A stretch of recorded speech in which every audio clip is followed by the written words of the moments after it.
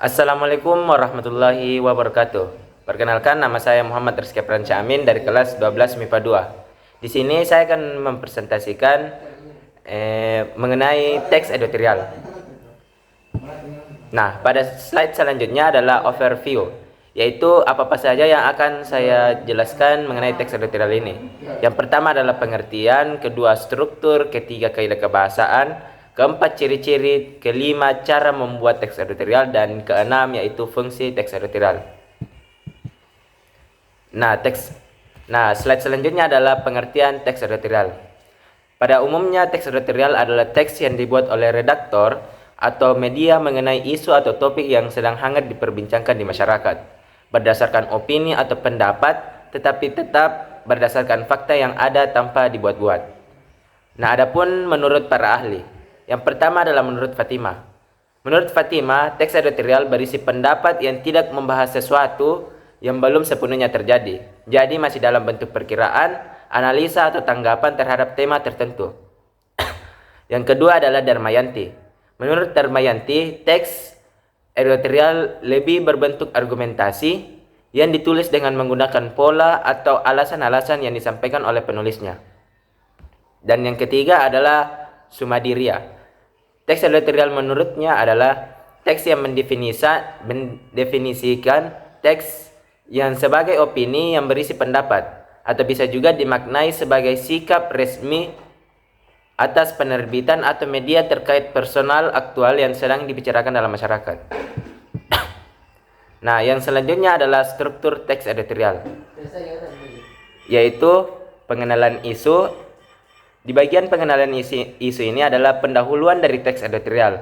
Di sini pihak redaksi mengenalkan masalah yang akan dibahas atau masalah tersebut bersifat aktual, kontroversial, dan fenomenal. Yang kedua adalah penyampaian pendapat atau argumentasi.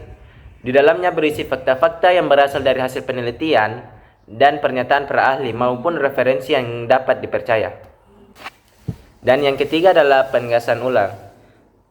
Pada penegasan ulang ini yang berisi kesimpulan atau saran dari penulis untuk topik yang sedang hangat dibicarakan ini. Nah, pada slide selanjutnya adalah kaidah kebahasaan pada teks editorial. Yang pertama ada adverbia, yaitu merupakan kata keterangan yang ada dalam teks editorial. Biasanya sering muncul dalam teks editorial adalah adverbia frekuentatif. Adverbia frekuentatif yaitu yang menggambarkan makna berhubungan dengan tingkat kekerapan terjadinya sesuatu yang diterangkan adverbi itu. Contohnya seperti kata-kata selalu, biasanya sering, kadang-kadang, jarang, dan sebagian besar waktu. Yang kedua adalah konjungsi. Merupakan kata penghubung, biasanya banyak ditemukan pada konjungsi antar kalimat seperti bahkan, malahan, dan sesungguhnya. Selanjutnya adalah verba material. Merupakan kata kerja yang menunjukkan perbuatan fisik atau peristiwa. Contohnya membaca, menulis, dan memukul. Yang keempat adalah verba relasional. Merupakan kata kerja yang menunjukkan hubungan intensitas.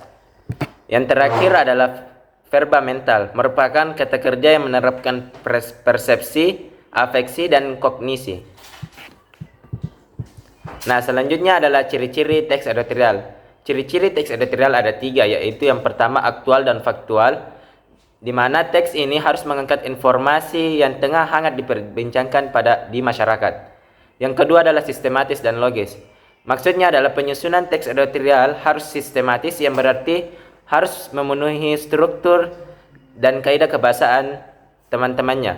Teks juga harus logis, artinya menyesuaikan atau masuk akal dan tidak imajinatif.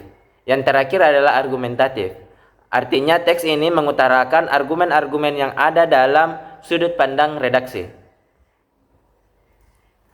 Nah, selanjutnya adalah cara membuat teks editorial. Yang pertama adalah memilih topik terkini atau terhangat untuk menarik pembaca. Yang kedua adalah mengumpulkan data untuk mendukung pendapat. Yang ketiga adalah menyelesaikan topik dengan pembaca. Dan keempat adalah menyunting teks editorial.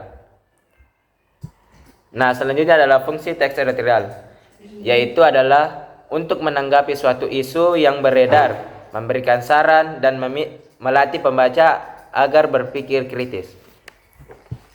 Mungkin sekian dari presentasi dari saya. Mohon maaf apabila ada kesalahan. Sekian, terima kasih. Assalamualaikum warahmatullahi wabarakatuh.